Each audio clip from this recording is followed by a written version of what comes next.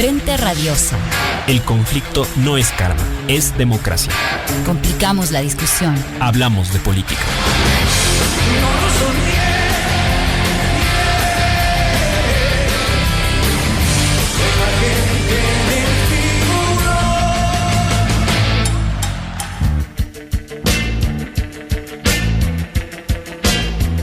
Radio Pichincha. Hola, ¿qué tal? Buenas tardes con todos y con todas. Bienvenidos nuevamente a Frente Radiosa, un espacio que, como lo decimos semana tras semana, está comprometido con debatir y agitar la política. Soy Isabel Díaz y esta tarde los acompaño en la conducción del programa. Aprovecho para recordarles que estamos en vivo a través del dial de Radio Pichincha, 95.3 de FM y 94.5 para el noroccidente de la provincia, así como también para Santo Domingo y para parte de las provincias de Esmeraldas y Manabí. Esta es una coproducción del Foro de los Comunes y de Registro Aurora. Pueden seguirnos, comentar el programa en nuestras redes sociales. Estamos en Facebook, el antiguo Twitter, Instagram como Frente Radiosa. Hacemos también llegar un caluroso saludo a Línea Dura, medio de comunicación digital ubicado en New Jersey, quienes retransmiten este espacio radial para la comunidad migrante en Estados Unidos, a la coordinación técnica desde los estudios centrales y especialmente a todo el equipo de producción del programa que semana a semana da vida a este espacio. Esta tarde queremos conversar sobre la coyuntura política nacional a propósito del anuncio en ciernes aún de dar paso a un cambio en la Constitución para que se habiliten bases extranjeras en territorio nacional. Para conversar al respecto está ya con nosotros Angélica Porras, ella es miembro de Acción Jurídica Popular, y en breve se suma también una compañera desde Colombia para que nos ayude a expandir también un poco la mirada y comparando procesos de entender qué ha ocurrido allá con las bases extranjeras y por qué no siempre son la solución, como nos dirá ella, asumo yo. Pero bueno, antes de dar la palabra a nuestras invitadas, quisiera leer algunos elementos que hemos preparado junto al equipo de producción del programa respecto al tema que nos convoca esta tarde. Desde tiempo atrás, en el marco del auge de la violencia en el país, se viene hablando de la utilidad de las bases militares extranjeras en territorio nacional a fin de contribuir a la lucha contra el crimen organizado. La derecha ha instalado incluso la narrativa de que la salida de la base de Manta explica buena parte del estado de inseguridad que hoy vivimos. Aunque ningún análisis serio confirma este relato, todo lo contrario, se ha logrado movilizar a una parte de la opinión pública para dar un nuevo impulso a la presencia extranjera en suelo patrio, a la presencia norteamericana más específicamente. Aquello quebrantaría claramente el orden constitucional, la Carta Magna de Montecristi lo prohíbe expresamente, por lo que en estos días el presidente Noboa ha enviado una consulta a la Corte Constitucional para viabilizar su reforma.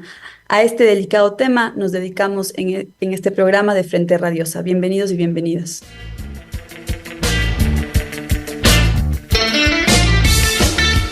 Política de frente, porque la política es cambio y conflicto.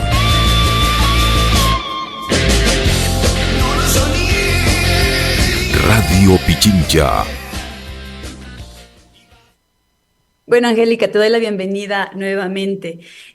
Quizás antes de meternos de lleno al dictamen de la Corte Constitucional al respecto, pedirte una lectura un tanto más amplia sobre por qué, desde dónde podemos entender la decisión política del presidente Noboa de traer o llamar nuevamente a la presencia militar extranjera al país, al suelo patrio. Bienvenida. Isabel, muchísimas gracias por la invitación y un saludo muy cordial. Es un honor para mí estar aquí en este día discutiendo un tema tan importante. Pero yo creo que hay varios factores que explican esta construcción, por un lado, de la narrativa, de la supuesta necesidad de que regresen las bases militares. Hay varios elementos, decía, tiene que ver con una propuesta geopolítica para la región. Hay una persecución brutal, un intento muy, digamos, denodado de los Estados Unidos por desaparecer de la escena política a un actor que han sido los gobiernos progresistas. Y digamos que en ese camino un elemento importante es precisamente la creación de la idea de que necesitamos ser tutelados por alguien más grande, ¿no? Por alguien que nos va a dar, entre comillas, cobijo, pero claro, ese cobijo supuestamente vendría a ser una potencia como Estados Unidos, porque las bases son para los Estados Unidos, tiene por otro lado esta necesidad de que se acepte, por otro lado, las transformaciones económicas, ¿no? O sea, esto no es solamente por la seguridad, es precisamente por todo lo que significa tener instalaciones con fines militares, porque los fines militares son bélicos.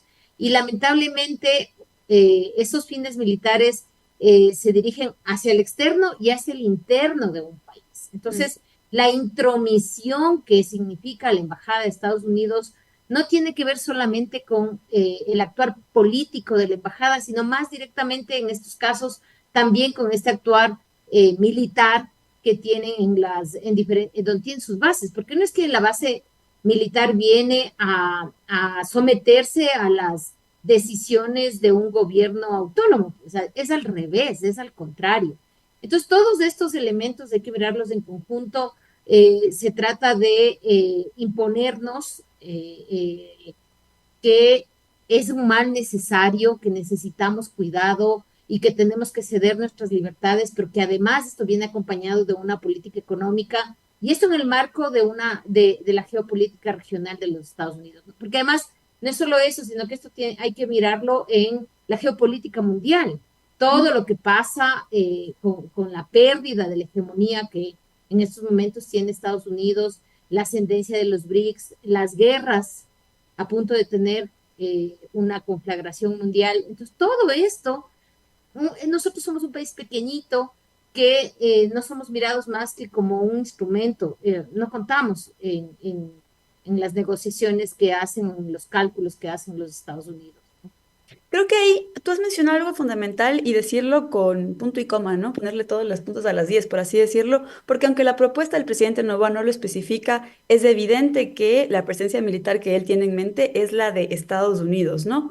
Claro. Debe constar este particular en el pedido de reforma, por ejemplo, y quizás ampliando un poco más justamente en torno a la lectura geopolítica para la región que mencionabas. Veo que ya está con nosotros Diana Carolina Alfonso, una compañera desde Colombia que se junta a este programa. Ella es historiadora y analista internacional. Te doy la bienvenida, Diana, gracias por acompañarnos esta tarde.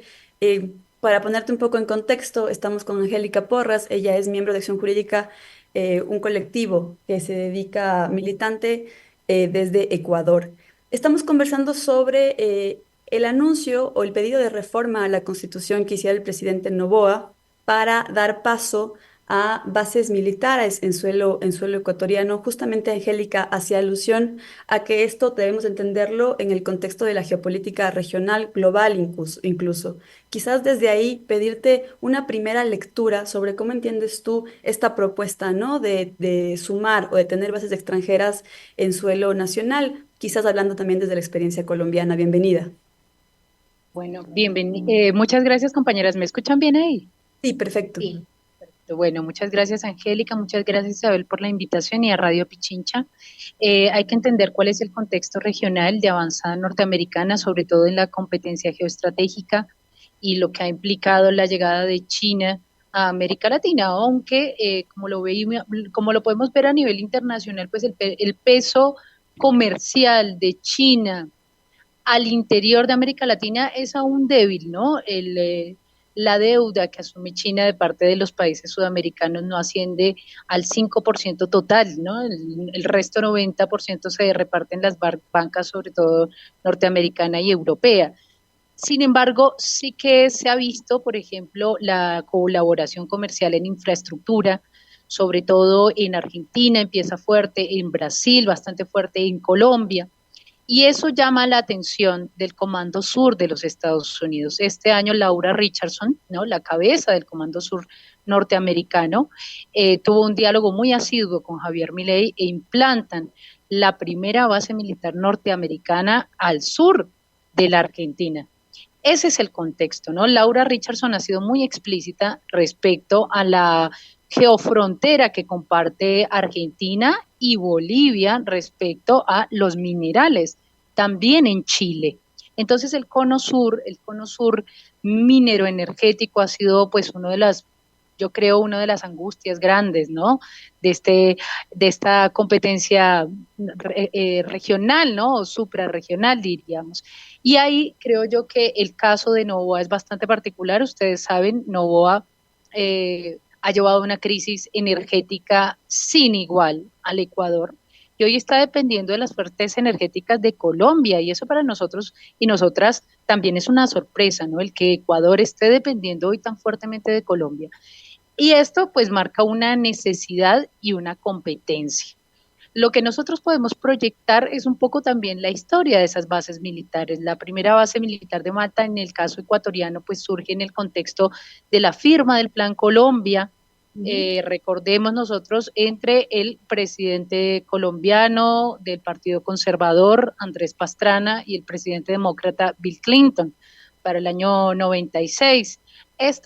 Para el año 2002, esta estrategia tuvo algún reverdecer militarista con la doctrina de seguridad de George Bush hijo, ¿no? Y ya estamos hablando acá de una segunda parte de ese vínculo militar y político entre Colombia, ya sería en la era del uribismo, que fue aún más cruel, ¿no? Y cuyas consecuencias humanitarias, pues, ustedes bien sabrán, porque de hecho también las vivió Ecuador en su base militar. Es decir, ¿qué pasa sobre una base militar donde básicamente, y lo habrá explicado acá la doctora Angélica Porras, pues los circuitos internacionales que allí se disputan, porque no solamente es el ejército norteamericano, son empresas de seguridad, es decir, el ejército norteamericano asume el menor costo político posible. Por eso lo hace, su presencia militar la hace tercerizando acciones de seguridad a través de sus empresas, ¿no? Empresas de seguridad que nosotros vemos hoy bajo una forma muy crítica, bajo una forma mercenarial, ¿no? Son ejércitos mercenarios. Esos son los que están haciendo hoy parte de la escalada militarista de los Estados Unidos en América Latina, con consecuencias brutales. Veamos, por ejemplo, en el caso del 2002, la operación Gedeón contra Venezuela desde Colombia para asesinar al presidente Nicolás Maduro, pues eso se hizo con mano de obra mercenarial, tanto colombiana como estadounidense. También el año siguiente fue el asesinato de Jovenel Moïse, el presidente haitiano, con mano de obra mercenarial colombiana, pero, y acá es lo importante de dónde salen los dineros, Gustavo Petro, en medio de la campaña presidencial pasada, dijo que, y denunció a la empresa que maneja el software electoral colombiano, ahorita olvido su nombre, NSO Group me parece que son también, que es una articulación con Israel, es una empresa de seguridad muy importante, es la empresa de seguridad que distribuye el software Pegasus, que hoy está pues tan en debate, ¿no? Porque se usa para violentar los derechos humanos de la oposición y de los movimientos sociales, pues desde Miami este tipo de empresas paga a los mercenarios para que en América Latina contribuyan a la desestabilización de nuestras democracias. Para eso sirve una base militar norteamericana. Gracias Diana por este completo panorama que nos das sobre el uso que se le da a las bases militares en suelos, bueno, latinoamericanos en este caso. Con esto en mente, Angélica, quisiera volver a centrarme en el caso ecuatoriano y un poco hilando en función de lo que veníamos conversando previamente, también preguntarte cuán seria es la propuesta de Noboa, también tomando en cuenta que el propio embajador de Estados Unidos, tras los anuncios del presidente Noboa, dijo que ellos no tienen previsto solicitar autorización para establecer una base militar permanente en el país. ¿Cómo podemos leer este juego? ¿Es apenas una iniciativa apresurada tomada por Noboa de modo inconsulto en un episodio más de su discurso de guerra y de sus afanes de situar todo problema público en la agenda de la seguridad? ¿O hay algo más atrás de esto? Yo no me atrevería a pensar que es una farsa. Yo puedo entender que este señor lo haya hecho mal, que su propuesta sea muy evidente, ¿no? Que no solo que es un mecanismo para tratar de beneficiarse en las elecciones. Entonces, una cosa es que se haya evidenciado tan rápidamente, además, como suele hacerlo él, ¿no? A cada paso se evidencia justamente por su improvisación, porque no es él el que está decidiendo. Acá detrás, como ya nos lo explicó Diana, hay toda una historia y todos unos intereses que van más allá de Ecuador. Entonces, no es él. Y lo que diga o no diga el Comando Sur, el embajador, realmente no es lo que a nosotros nos debe preocupar, sino justamente cuál es la historia y hacia dónde quieren ir. Ellos tienen unos objetivos súper claros y además ya estuvieron en Ecuador. Pero además hay que ver el contexto, ¿no? Precisamente yo, cuando estuvo la base de Manta y cuando llega la base de Manta, lo hace en el contexto del Plan Colombia.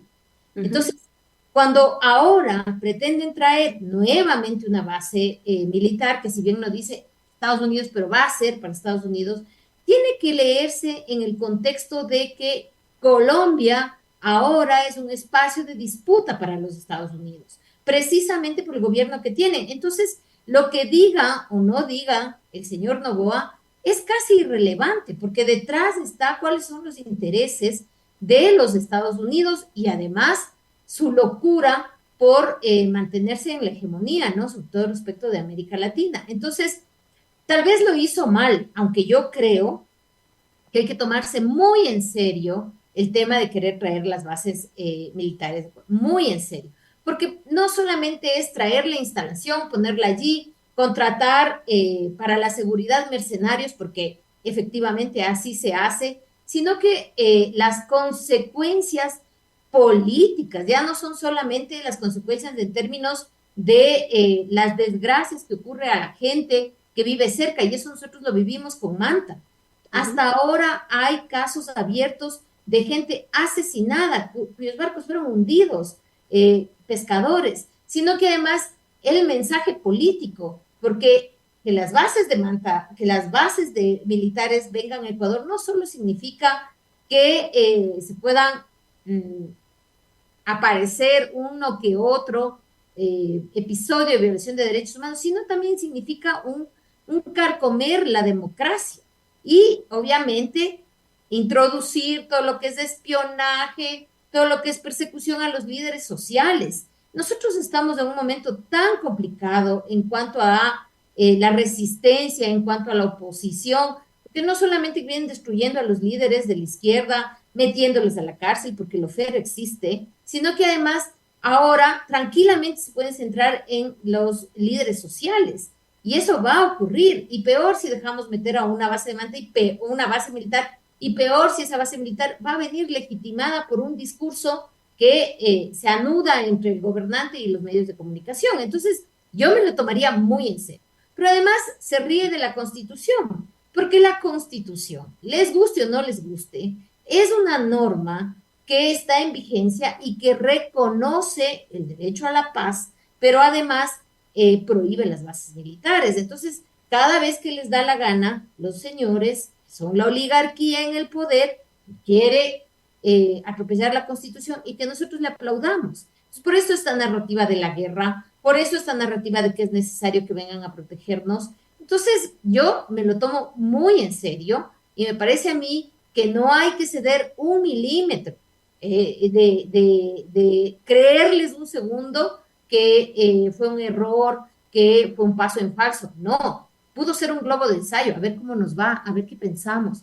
Pero de ahí a decir, el señor no lo va a hacer, no. Al contrario, yo creo que esto que mencionas, Angélica, es fundamental y sobre eso seguro debemos conversar más adelante porque de alguna manera la Corte Constitucional está dando el aval a la guerra de Noboa, ¿no? Y creo que eso hay que irlo desmenuzando también. Vuelvo contigo, Diana, y quizás en un intento de más pedagógico para el público ecuatoriano que en su mayoría nos escucha, preguntarte sobre los saldos del Plan Colombia y lo sitúo en el siguiente contexto. Sobre todo en Ecuador, ahora que se vive una crisis de seguridad tan descarnada, se ha instaurado la narrativa desde las derechas que mucho de ello se debe a la salida de la base de Manta del país. Y sin embargo, cuando pensamos en el caso colombiano y sabemos que ahí todavía existen o existieron varias bases, vemos que ahí con las bases presentes igual incrementaron los cultivos, creció la inseguridad, todos los problemas sociales que ustedes ya han mencionado, pero quizás si pudieras profundizar en eso, ¿cuáles son los saldos que le dejó el Plan Colombia al pueblo colombiano, no? Bueno, veamos, sin embargo, para responder Colombia tengo que responder, la relación Colombia-Estados Unidos no está en Colombia-Estados Unidos, ¿no? Porque en Colombia se ha usado mucho el móvil del conflicto interno.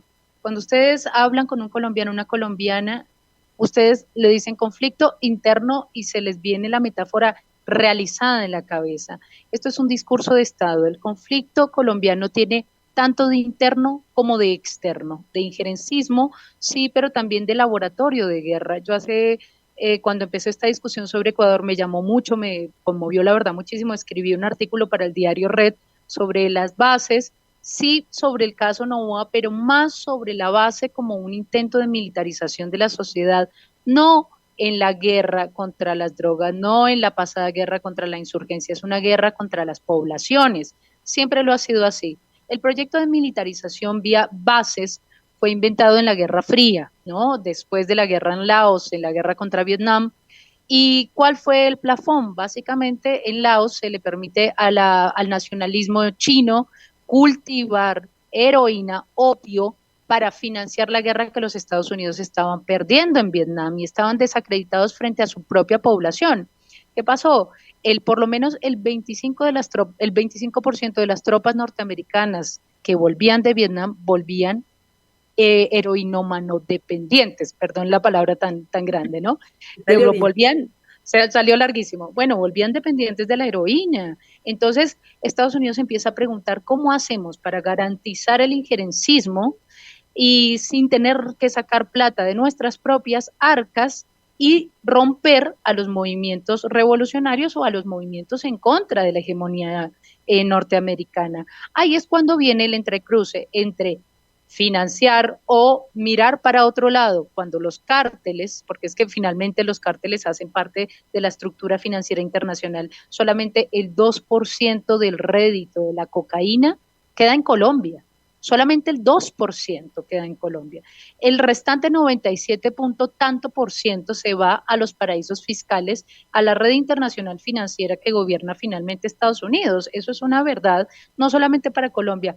Véanlo ustedes en el caso de México. En el 2006 se cayó una avioneta del cártel de Sinaloa y se descubrió que esa flota de avionetas había sido comprada con dineros extraídos del banco Guachovía. Cuando la ONU investiga los crímenes financieros se da cuenta y tiene que admitir en el 2009 saca un informe muy interesante diciendo básicamente que algún porcentaje de bancos norteamericanos se habían salvado de la crisis del 2008 con los dineros del narcotráfico de América Latina. Solamente con los de América Latina. Entonces, esto para decirles, no están en contra del narcotráfico, porque si quisieran ir en contra del narcotráfico, atacarían la red financiera internacional, que es realmente la que se lucra con estos dineros. No están en contra de las bandas organizadas, de los crimen organizado, porque finalmente el crimen organizado les permite suplantar estructuras de seguridad para corroer el tejido social y la resistencia popular.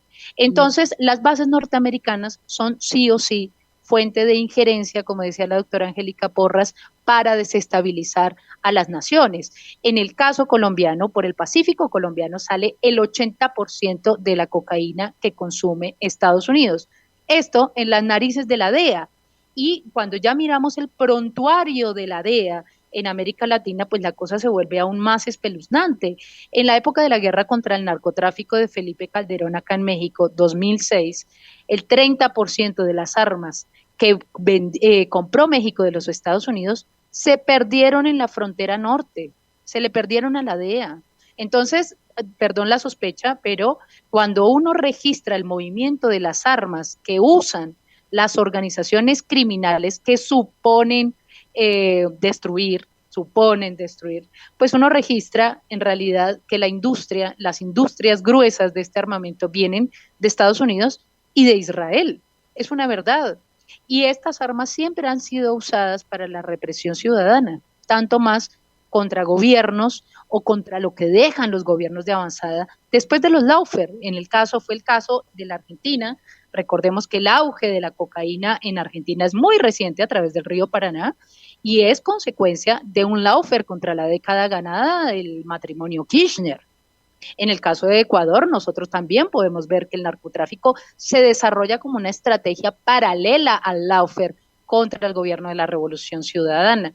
En el caso de Colombia, la estrategia del lawfare tuvo que ver con el lawfare contra el presidente Samper, que se opuso y le puso cara a los Estados Unidos y de hecho le sacaron la visa por tener vínculos con el narcotráfico, pero si Estados Unidos le tuviera que sacar la visa a todos los mandatarios que tienen vínculos con el narcotráfico y que responden a sus órdenes, pues realmente nos quedaríamos sin gobernantes en América Latina, ¿no? Estos son guerras políticas con intenciones geoestratégicas. En Colombia, tanto más, vemos uno de los saldos, y ya esto respondo, finalmente la ciudadanía es la que se hace daño, ¿no? Con estas guerras. Miren, en Colombia, pongamos un parangón, Argentina. Argentina, dictadura militar, 30.000 desaparecidos y desaparecidas durante la última dictadura cívico-militar. En Colombia, en democracia, desde la firma del Plan Colombia han sido desaparecidas 80.000 personas. Ok, muchísimas gracias, Diana. Me parece que es hora de irnos a una pausa, no sé si producción lo puede confirmar, pero si no ponen la música, creo que tenemos todavía un par de minutitos. Quizás, Angélica, voy a regresar contigo para que podamos profundizar en torno al tema de la sentencia de la Corte, que me parece que hay que tomarnos suficiente tiempo al respecto. Tal vez en este último minuto que nos queda antes de la pausa, avanzar ya situando el hecho de que finalmente ya hay fuerzas extranjeras operando en suelo ecuatoriano, ¿no? Tenemos el portaaviones en Galápagos, incluso se habló mucho del acuerdo que dejó firmando Lazo previo a su salida del poder. Quizás si podías comentar algo al respecto.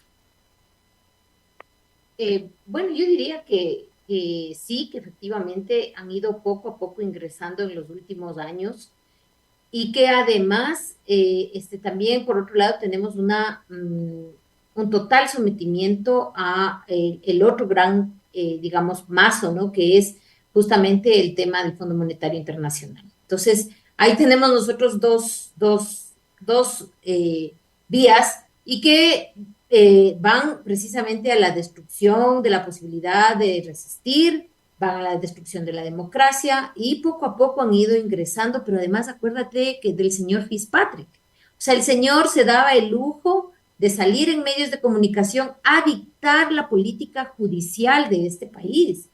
Se fue, pero ahora tenemos a un embajador de bajo perfil, pero hace lo mismo. Se reúne con los posibles candidatos a fiscal general del Estado. Entonces, ese tema, la cuestión del injerencismo está en las bases, pero también, o sea, en las bases militares, en las instalaciones militares con los portaaviones, pero también viene de la mano de toda la cuestión económica, del sometimiento al Fondo Monetario Internacional, y además a este camino político que es llamar a cuentas a nuestras autoridades, a la Embajada de Estados Unidos. Y eso con el señor Fitzpatrick fue total. Entonces, me parece que han ido haciendo camino, y han ido haciendo un camino profundizando en esas dependencias, que es muy peligroso para nosotros. Muchísimas gracias, Angélica. Ahora sí nos vamos a una pausa. Bueno, creo que la conversación está muy interesante, entonces no nos mandan a la pausa, así que seguimos el debate. Entonces sigamos contigo, Angélica. Más bien ahora sí, para entrar de lleno al dictamen de la Corte Constitucional, ¿por qué resulta problemático? Tú has dicho mucho al respecto en tus redes sociales, pero si puedes comentarnos un poco al respecto. Claro, bueno, yo primero diría que la Corte Constitucional, derivada de la Constitución del 2008, que fue en su creación una esperanza, poco a poco ha ido tomando un camino, una vereda de la discusión. Y yo diría, sin temor a equivocarme, que esa banda ha sido precisamente la del neoliberalismo, ¿no? Entonces, nosotros podemos analizar las sentencias de la Corte Constitucional respecto a los derechos económicos, y vamos a encontrar que de largo no hay ninguna preocupación por la educación, no hay ninguna preocupación por la salud, por la vivienda, nada de eso. Entonces, y hay además, bueno, un diseño constitucional que está un poco mal, pero digamos, en definitiva se ha ido derechizando esta Corte Constitucional. Pero no solo eso, sino que además ahora tenemos un problema, y es que cuando deciden darle la posibilidad, aceptar la posibilidad de que la Constitución se reforme vía lo que llaman ellos un procedimiento de reforma parcial, lo que hacen es permitir que con un sistema de reforma no muy difícil se logre cambiar derechos. ¿Esto por qué es importante? Porque la Constitución nuestra establece 3 caminos para modificarse. El uno se llama enmienda constitucional, el otro reforma parcial y el otro asamblea constituyente. Obviamente el más difícil es la asamblea constituyente. ¿Cuándo se va a asamblea constituyente? Cuando entra en discusión o entran en discusión derechos y garantías. Entonces lo que han hecho es decir que no nos hace falta ir a asamblea constituyente, sino que tenemos que ir a reforma parcial porque no se ponen en juego ningún derecho al eliminar del artículo 5 de la Constitución la prohibición de bases militares. Extranjeras, ¿no? Bases militares extranjeras. Pero lo más grave es que el argumento que utilizan es un argumento del siglo XIX, totalmente superado ya en el derecho, porque lo que ellos dicen es que porque no se encuentra en un capítulo, que es el título 3, que se llama Derechos, y que no está en el capítulo 2, que se llama Garantías, entonces no se trata de un derecho. Entonces, a ver, eso significaría que solo donde dice derechos, hablamos de derechos, y solo donde dice garantías, hablamos de garantías. Esa es una interpretación muy formal, como digo, ha sido ya bastante superada en el. Y ese mismo argumento es el que utiliza el presidente de la República.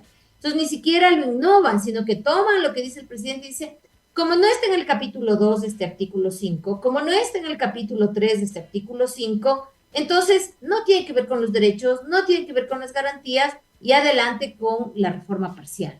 Y la reforma parcial, en realidad, es un procedimiento más fácil que la Asamblea Constituyente, porque esto debería ir con Asamblea Constituyente, porque tiene que ver con el derecho a la paz, el derecho a la autodeterminación de los pueblos, el derecho a vivir sin violencia. ¿Qué más? En todas partes está estudiado la relación del aumento de la violencia y las bases militares. Y también ocurrió en Manta. Cuando uno les pregunta a la gente que vive en Manta, ¿cuál fue la experiencia de Manta con la base militar de Estados Unidos? Todo el mundo te dice lo que ocurrió. Aumento de violencia, aumento de trata de personas y un montón de cosas asociadas. Entonces, el problema es que la Corte Constitucional está siendo totalmente funcional a esta reforma que quiere hacer el presidente de la República. No le está poniendo un freno, le está facilitando el trabajo, que además ni siquiera es, como yo suelo decir, no es una cuestión que nazca de la iniciativa del señor Noboa. Esta es una iniciativa que viene de los Estados Unidos. Entonces, en esas circunstancias yo diría que la Corte Constitucional le queda debiendo muchísimo al país. No es la primera vez que nos falla, o sea, ha venido haciendo lo mismo, permitiendo que se haga y se deshaga con la Constitución, y ahora inclusive permitiendo, si bien es cierto, aquí tal vez tenga que aclarar una cosa, este es un primer pronunciamiento de la Corte Constitucional, que es ver cuál de estos procedimientos que he señalado, que es enmienda, reforma parcial o asamblea constituyente, corresponde a esta reforma del artículo 5 de la Constitución. Es el primer pronunciamiento. Y ya luego viene otro pronunciamiento que es sobre la convocatoria, ¿no? Y sobre la pregunta y el artículo que van a cambiar, cómo va a quedar. Entonces, es un segundo pronunciamiento que hará la Corte Constitucional, pero ya le está diciendo, vea, puede irse por este camino que no es tan difícil, cuando debería haber dicho, no puede irse por este camino, aquí se discuten derechos, usted debía haberse ido por asamblea constituyente. Ese es un poco en resumen, diríamos, lo que ha pasado con la Corte Constitucional. Muchísimas gracias, Angélica. Fundamental esto que sitúas. Diana, quisiera también conversar contigo sobre los cambios que se están dando a raíz del gobierno del presidente Petro en Colombia de cara a su relación con Estados Unidos, la postura que ha tomado el presidente Petro ante las bases militares que operan allá. Si nos puedes comentar un poco al respecto también para ir pensando en cómo se van tensionando las fuerzas a nivel regional, ¿no? Bueno, algunas cosas se tensionan, otras no tanto, ¿no? Yo creo que la estabilidad de Petro, a veces cuando nos preguntan ¿y por qué a Petro Estados Unidos no termina de empujarlo por el barranco? Si tan inconveniente le es, pues Petro no ha discutido algo muy básico para la estabilidad norteamericana en la región, que es el trato con la OTAN en el Pacífico colombiano, ¿no? Nosotros somos asociados a la OTAN. Entonces eso es un dilema menor en el caso de Estados Unidos. Mientras la OTAN no se toque en el Pacífico, pues va a estar todo bien. Pero sí ha habido una postura soberanista muy interesante de parte de Petro, porque eso que implica un tratado en las relaciones internacionales de Estado a Estado, y es que los Estados Unidos, básicamente las milicias de los Estados Unidos son norteamericanas, no tienen fueros en el país local donde se interviene, pues eso hace que ellos puedan cometer todo tipo de violaciones a los derechos humanos y que nunca sean juzgados. Una de las cosas que me faltó por comentarte en tu pregunta pasada, pues hubo un gran escándalo que develó un historiador, Renan Vega Cantor, para el año 2013 se descubren por lo menos 56 cintas pornográficas de mercenarios y militares norteamericanos vendidas en suelo norteamericano, que eran en realidad violaciones contra niñas indígenas, negras, campesinas, que habían sido violadas y filmadas, y todo este material comercializado por los propios militares. Hoy ese tipo de cosas se repudian en Colombia y sí se están judicializando, se están tensando las relaciones, no solamente con el aparato militar norteamericano, que hoy está siendo vigilado por el Estado colombiano. Esto no fue nada fácil, Petro, para que este tipo de control pudiera existir, pues tuvo que mandar a pensión a 2 generaciones de las Fuerzas Armadas.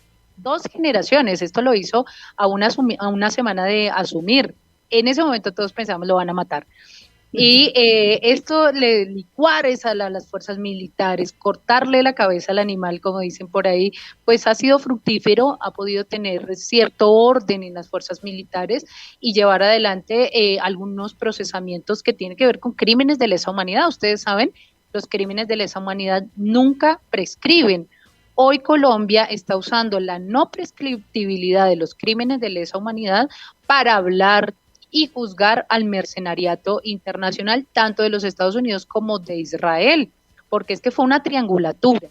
El Estados Unidos e Israel triangularon sus relaciones a través de Colombia durante muchos años, y Israel y sus mercenarios son responsables de crímenes de lesa humanidad, como por ejemplo el caso asumido de la Corte Interamericana de Derechos Humanos, conocido como el caso Unión Patriótica.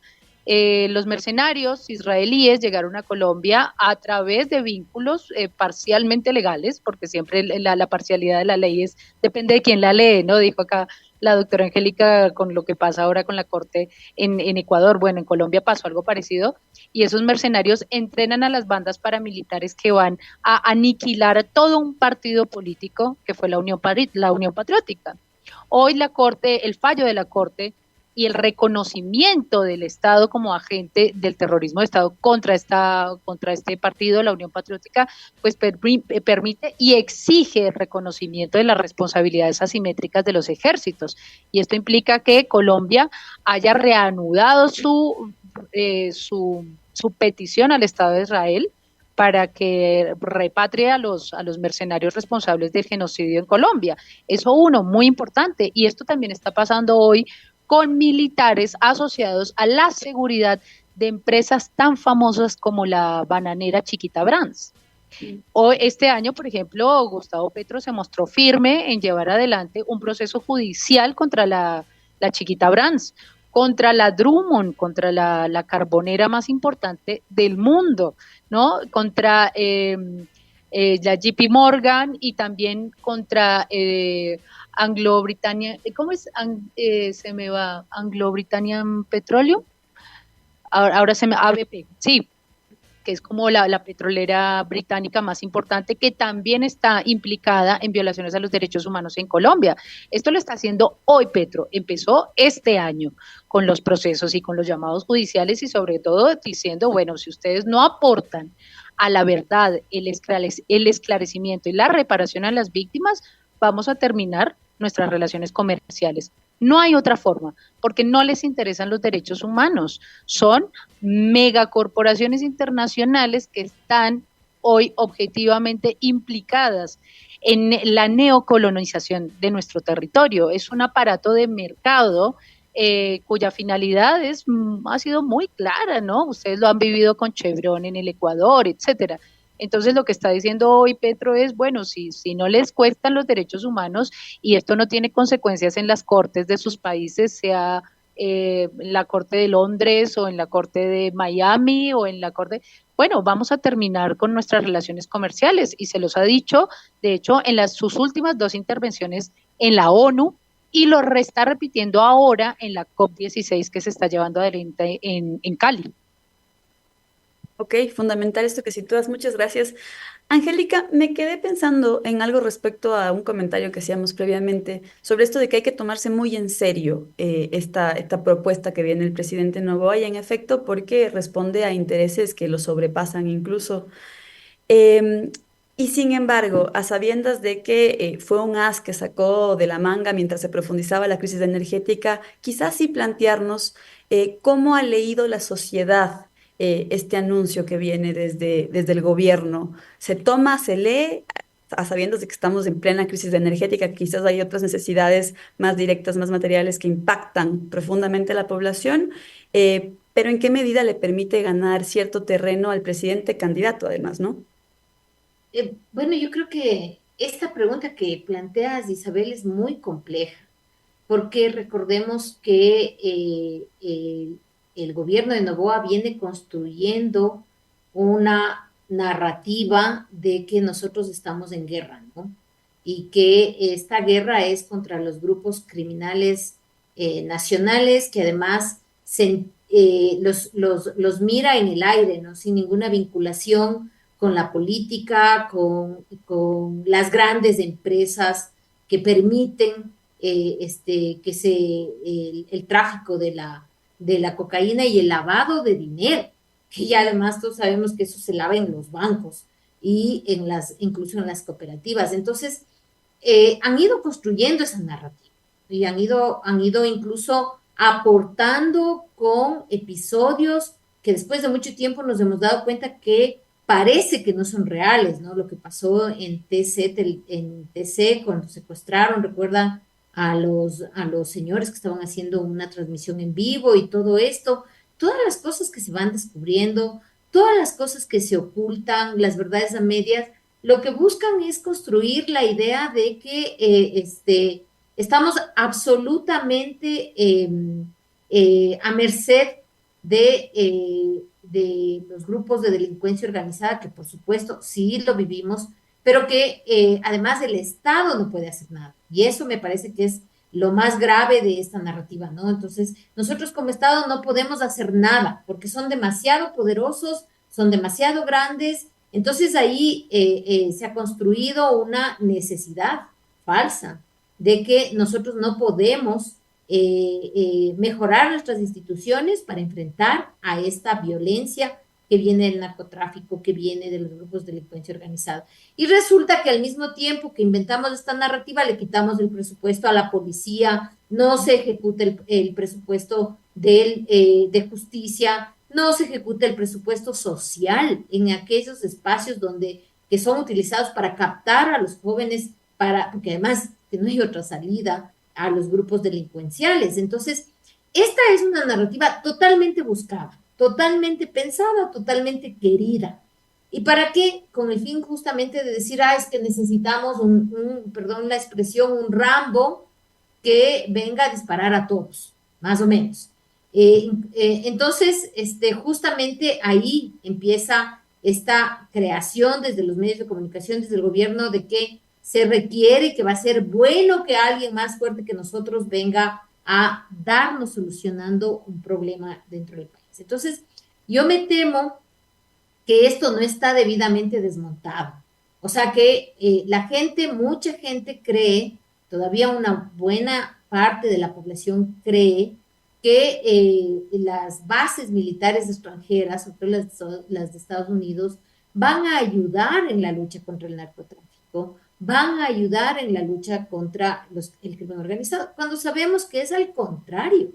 Entonces, pero esto tiene que ser desmontado. Y si es que hay que decirlo 10 veces y mostrarlo cada vez, miren lo que ha pasado en Colombia, miren lo que hay que decirlo, porque muchas veces la gente, la mayoría de las personas no le toma mucha atención, no le profundiza el asunto. Entonces él cree que efectivamente la base va a venir a ayudar en la lucha contra el narcotráfico. Entonces yo lo que suelo decir siempre es, a ver, ¿por qué un país como Estados Unidos, sin pedir nada a cambio, un país tan grande, tan importante, tan hegemónico, va a venir a Ecuador y va a decir, a ver, bueno, ¿cómo quieren que les ayude? No, pues ahí hay un tratado de por medio donde se van a fijar condiciones y esas condiciones no van a ser las nuestras, porque nosotros somos un país pequeño, no vamos a poder ni pedir ni imponer nada a los Estados Unidos. Entonces, y además hay que hacer público lo que pasó en Manta. O sea, ahí hay casos abiertos de pescadores que fueron asesinados porque supuestamente llevaban cargamentos de cocaína y resulta que no se les encontró nunca nada. Y hasta ahora ni siquiera sus cuerpos han sido recuperados. Eso tiene que decirse y tiene que hablarse con todas sus letras. Eso pasó porque los marines o sus contratados de los Estados Unidos creen que no hay ley sobre ellos y hacen y deshacen. Entonces, si bien es cierto, no hay esta profundización en que esto puede ser dañino y es dañino para el país, hay que hablarlo y hay que decirlo, porque si no se va esta retórica de que es necesario para superar el narcotráfico o el crimen organizado, tiene sus aliados, que son los grandes medios de comunicación, ¿no? Y quizás sobre esto que mencionas, Angélica, Diana, volver a puntualizar la pregunta, porque en efecto vale repetirlo y decirlo con todas sus letras, ¿no? ¿Cómo entender la relación entre las bases militares en Colombia y el aumento de cultivos en Colombia, me refiero en este caso, ¿no? Porque sobre eso se ha hablado mucho en Ecuador en estos últimos días a propósito de lo que ocurre ahora mismo en el país, ¿no? Sí, se estima que para la presidencia de Iván Duque el aumento de los cultivos desde la firma del Plan Colombia había aumentado en un 230%. O sea, el tráfico está directamente relacionado con la injerencia norteamericana. Es una verdad, no es al revés. Y después me parece muy interesante pensar acá en el móvil securitista que se viene implantando en nuestra América. Es un móvil revanchista que aprovecha sobre todo a la juventud, ¿no?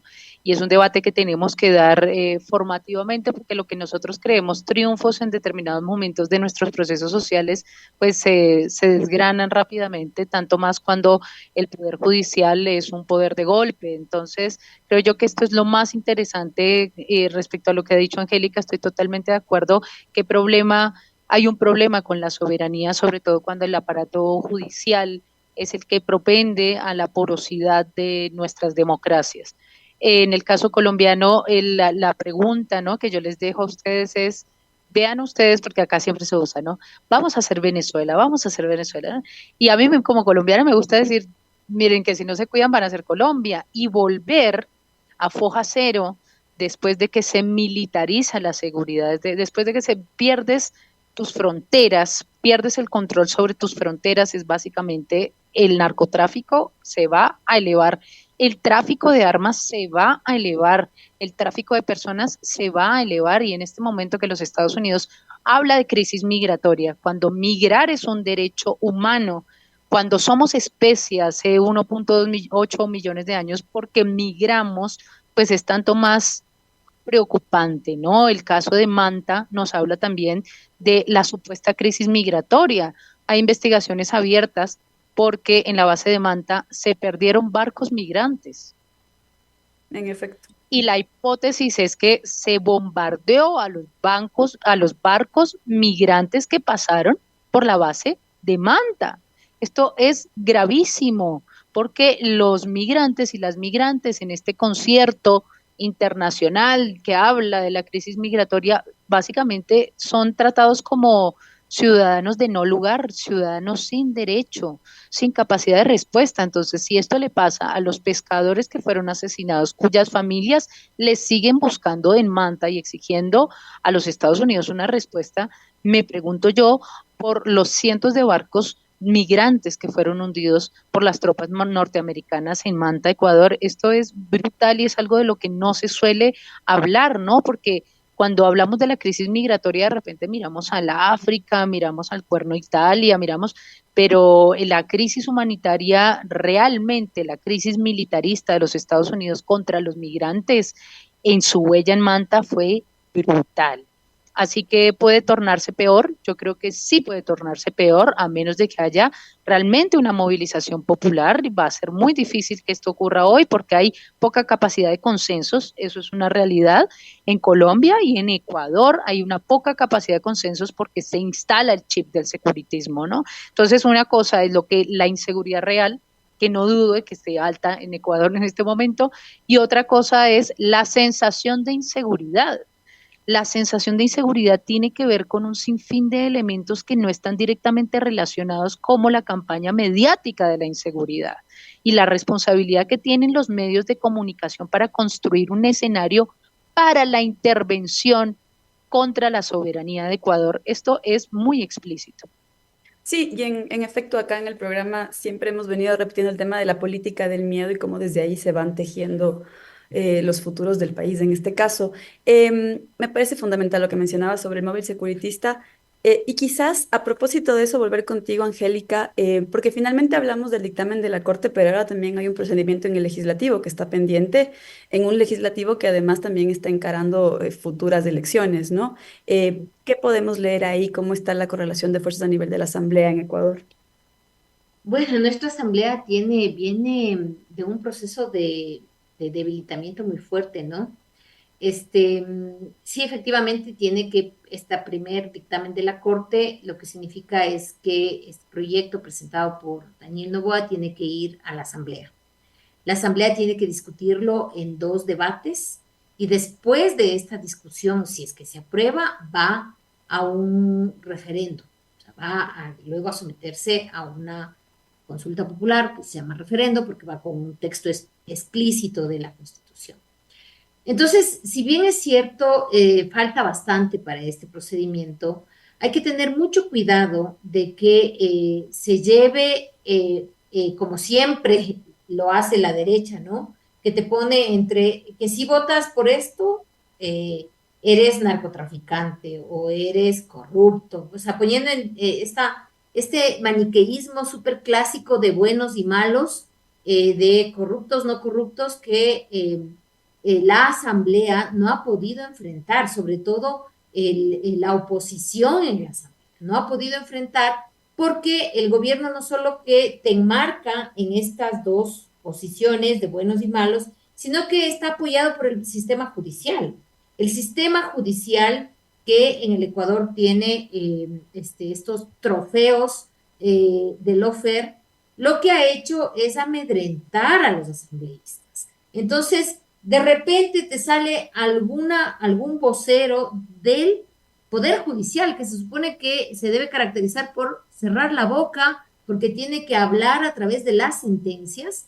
Entonces, resulta que dice alguien, es que vamos a enjuiciar a todos los asambleístas, o que en la asamblea están los narcotraficantes. Ya, pero ¿cuáles? Nombres. ¿Quiénes son? ¿Por qué no les inicia un juicio? Entonces, la idea es solamente ponerles un título, un rótulo, ¿no? Entonces, algo de eso se va a manejar nuevamente cuando se discute este tema. A decir que los narcotraficantes son los que no quieren las bases. Van a decir que los corruptos son aquellos que no quieren que vengan bases extranjeras a ayudarnos. Entonces, eso va a volver a ocurrir. Pero la Asamblea y sobre todo las fuerzas de oposición de la Asamblea tienen que prepararse para enfrentar esa narrativa y tienen que prepararse para enfrentarla de manera certera, no con miedo, porque el miedo nos ha llevado a este punto en el que estamos acorralados, tratando de no mover mucho las aguas, sino decir poco para que los demás no nos vayan a acusar de ser parte de la estructura criminal, porque además ahora todo el mundo es parte de una estructura criminal, ¿no? Este delito de asociación ilícita que además en sus inicios se utilizó para perseguir a los grupos de izquierda, ahora ocurre exactamente lo mismo, porque ahí entra todo. Entonces aquí las fuerzas de oposición de la Asamblea tienen que mirar que es necesario construir una narrativa contraria para poder oponerse y no solamente estar en la defensiva, porque la defensiva siempre supone una pelea entre 2, o sea, individual, pero esto no es una pelea entre 2, no es el que me persigue y yo, es justamente un grupo de personas que nos oponemos a esta política y así debe exigirse. Entonces, te voy a cortar ahí porque me parece fundamental esto que mencionas sobre no solo estar a la defensiva, y con eso te voy a dar la última palabra, Diana, nos acercamos ya al final del programa, pero quiero plantear un último elemento en clave regional, ¿no? Por un lado, estamos a puertas de elecciones también en Estados Unidos. ¿Qué pasaría en caso de llegar Trump con un giro nacionalista desde los republicanos? Pero quizás, hablando de no solo estar a la defensiva, ¿qué se puede esperar también de este nuevo ciclo progresista? Claudia, Lula, el propio Petro, proponiendo una nueva agenda de seguridad para la región, ¿no? Ay, me encanta esa pregunta porque el año pasado, justo que estábamos hablando de la COP16 en Cali, el año pasado se dio el primer encuentro antidrogas, antidrogas, comillas, comillas, bueno, así se le llama, después la discusión es más profunda, comillas, comillas, entre México y Colombia. Un encuentro que debió haberse realizado sin los Estados Unidos. Debió haberse realizado hace 30 años. Entonces acá hablamos de la voluntad política, de la conducción de nuestra región en favor de un proyecto de transformación social que imbrica necesariamente un proyecto unitario. No podemos pensar en el narcotráfico como una acción aislada. No es un fenómeno del Ecuador, no es un fenómeno de México, no es un fenómeno de Colombia, es un fenómeno que atañe a la responsabilidad de Estados Unidos sobre nuestra región. Y es un fenómeno que tiene también que llevarnos a nosotros a pensar una estrategia soberanista, ¿sí? Desde el antiimperialismo. No podemos permitir que militaricen nuestras relaciones sociales en contra de las organizaciones populares, en contra de los gobiernos que están, que de repente se oponen a las políticas norteamericanas. Y creo que ahí ha sido muy interesante el ejercicio de esa binacional contra el tráfico de alcaloides y de personas y de armas que se ha llevado adelante desde el año pasado en Cali entre los gobiernos, Radio en este Pichincha. caso de Andrés Manuel y de Gustavo Petro. Este año estimamos que para noviembre vamos a renovar entonces el segundo encuentro contra las drogas bajo el modelo securitista de los Estados Unidos. Esperamos que en la Ciudad de México y en este caso con la primera presidenta de los Estados Unidos de México, con la doctora Claudia Sheinbaum. La propuesta de paz tiene que estar sobre la mesa. Terminó allí. Uy, se nos cortó. No, se nos acabó ya el tiempo. Muy Radio interesante. Pichincha. Les agradezco nuevamente y con esto cerramos el programa. Nos vemos el próximo lunes a las 6 de la tarde. Muchas gracias.